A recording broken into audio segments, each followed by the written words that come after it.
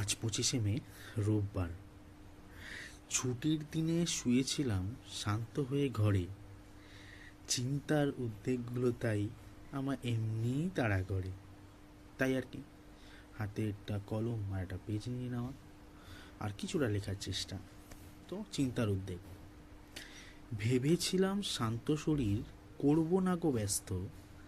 জটিল সব চিন্তারা আমায় করছে উত্তপ্ত। না পেরে তাই কলম তোলা, ব্যক্ত করতে ভাবনা। লিখবো যা, তাও যে জটিল, সরল হতে চায় না। ভাবনার মতো আমিও জটিল, বুঝতে চাই না সব।